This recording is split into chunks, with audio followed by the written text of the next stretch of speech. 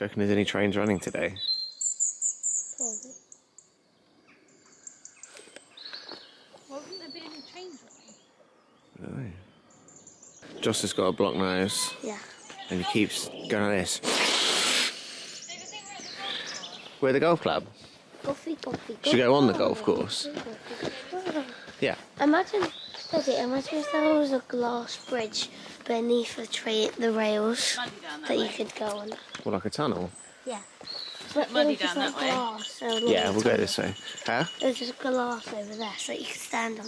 Oh, a glass bridge? Yeah. That'd be kind of cool. There probably is one somewhere. Come on, Dix. Yes, go. I remember when there was glass floor in Portsmouth. Yeah, I do remember that. I've been on one in Canada as well. We've decided to venture out this week to come for a dog walk, like out somewhere else, not around where we live. Couple of reasons really. Firstly, it's just nice to go somewhere different. And secondly, where we are, it's just like really boggy. So yeah. So after last weekend of having those spring feelings when it was like 14, 15 degrees, we were back down to like -2 this morning. So we kind of had a little bit of a teaser for spring, and now it's like back to winter again. I was just saying a second ago, it's not that muddy. Oh my god, look how muddy that is.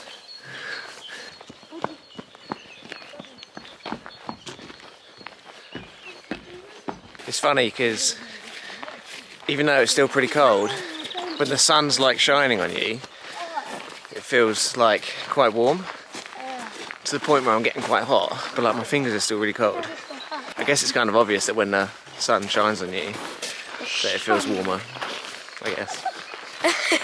Just kind of stating the obvious here. Your eyes are like shut. I know, it's because it's so bright. Look, we're back at the beginning again. Came around in a big circle. I wonder if a train's gone past. And you probably lost it. Train. We would need fence like around here, around there. Yeah. Yeah? Yeah, I suppose We need to so. measure. Well, you could just come back to the back of the garden box, couldn't you? Have a fence across to here, Then is that in? and then maybe around that way. So we've had a new, like, fence line put all the way along here. I don't know if you can see it that well. So we have kind of like a patch of grass here. So we're thinking that we're going to try and make some sort of garden area where we can like fence off and Digby can just be off lead. And we can sit outside, maybe have a barbecue or like a fire pit or something for the summer. No. But yeah, we're just trying to think of ideas really. I think we'll have to like dig it up a bit. I'm getting flower pots from my Like, grandma. yeah, some flower pots. We could even have like a vegetable patch or something. But obviously, Raised yeah, not like permanent, I don't think. But the sun comes like this throughout the day. So if we can make a garden here, we can have like the whole sun the whole throughout sun. the whole day. The whole Right, sun. come on, take him inside. Come on. Yeah. So we're back in the house.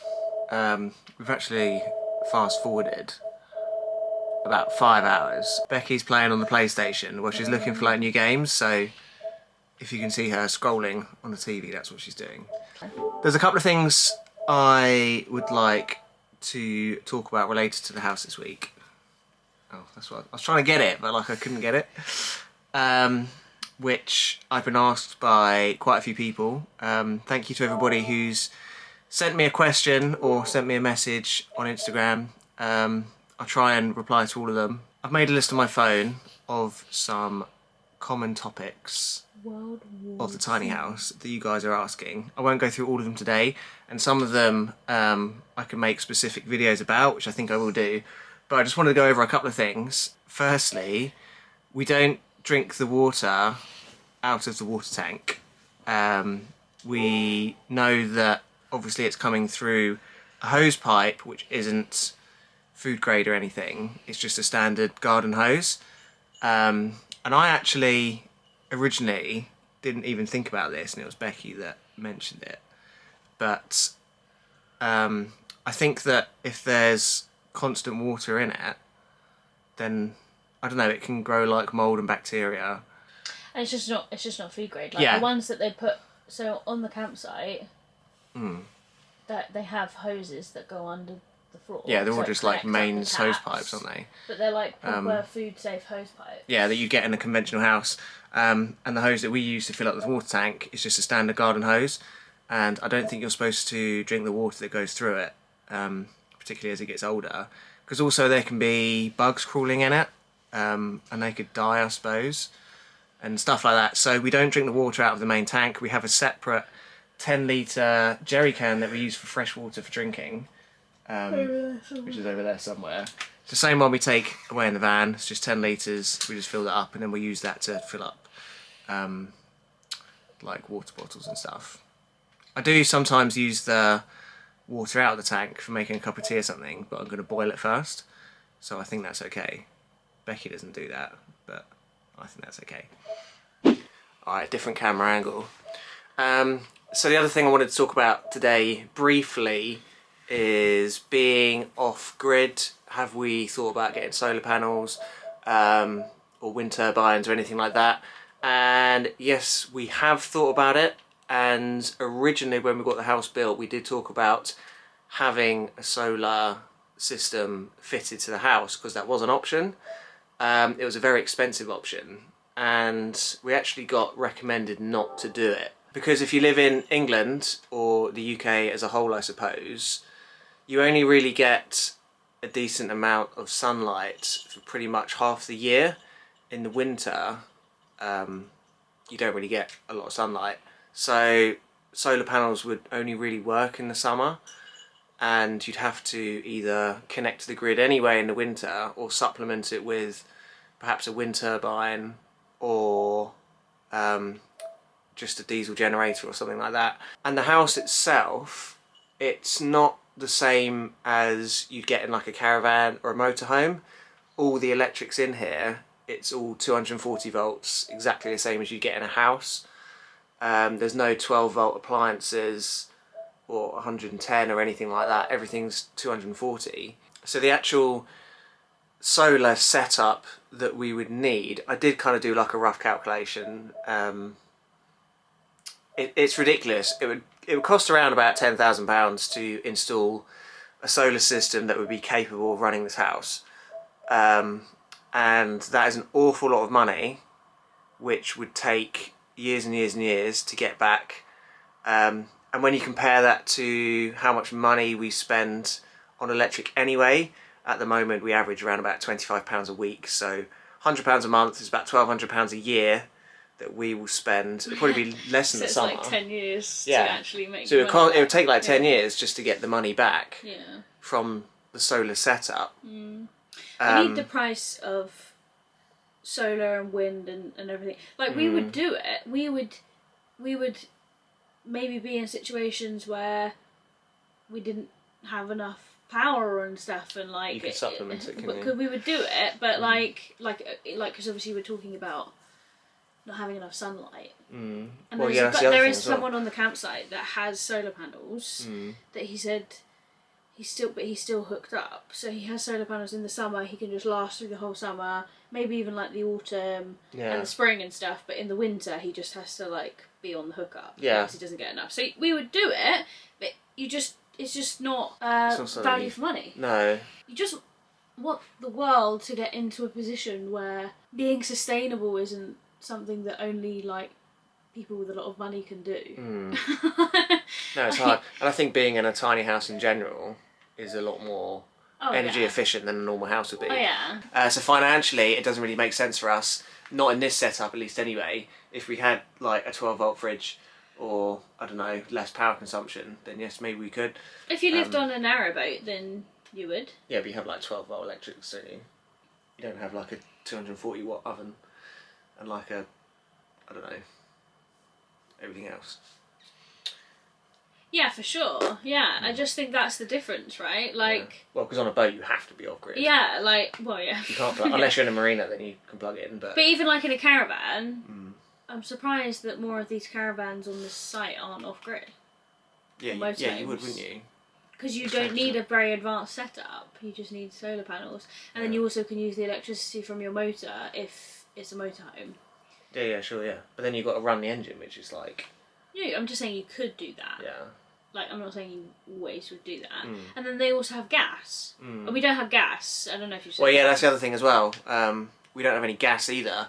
So you could technically, I suppose, go off the grid a bit easier if you had a gas oven and hob. Yeah. But then I would class using gas as being on the grid. Because it's not, like, using gas isn't environmentally friendly, is it? Yeah, I suppose. Like, although it's portable, it's still not good. It's That's how I was it's no defining better, off the if grid. not worse, than using the grid anyway.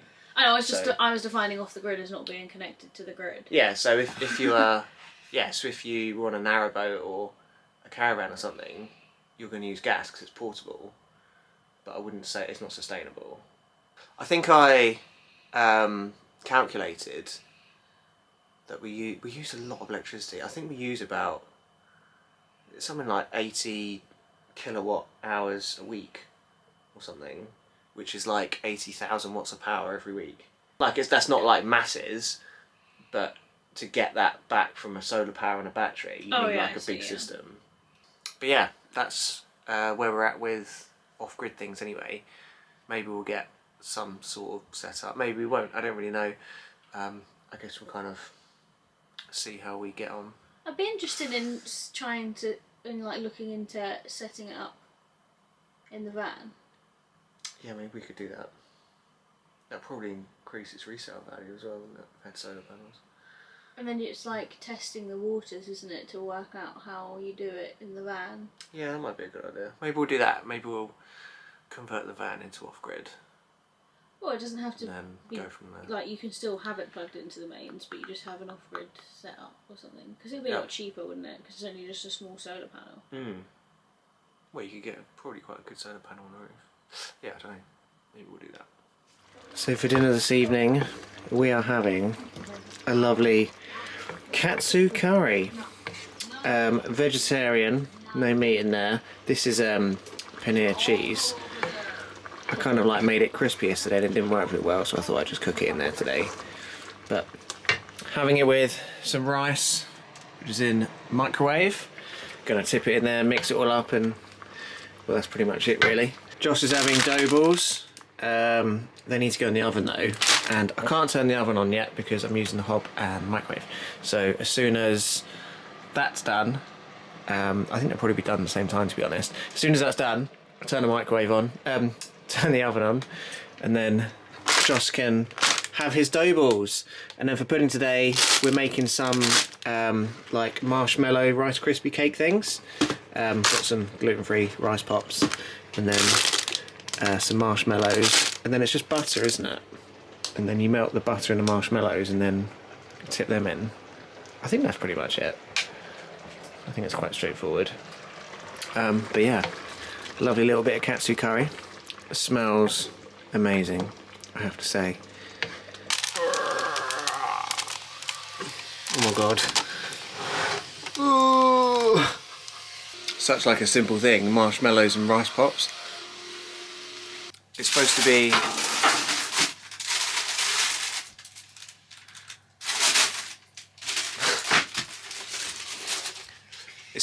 -3 tonight, which is very cold. I'm kind of hoping that this is going to be the final cold night of the winter. Forecast for the next couple of weeks is much better, apart from a bit of rain, but I don't care about the rain, I just hate the cold. So fingers crossed, no more minus temperatures for the rest of the winter anyway. Until next year, I guess. But no, this year. Well, yeah, until next winter. Until next winter. Yeah, I don't know. Probably won't happen, but I guess we'll see. But yeah, next weekend, depends on the weather. We've got some ideas. I've got more videos to do about the house. So if the weather's rubbish, then maybe I'll do one of those.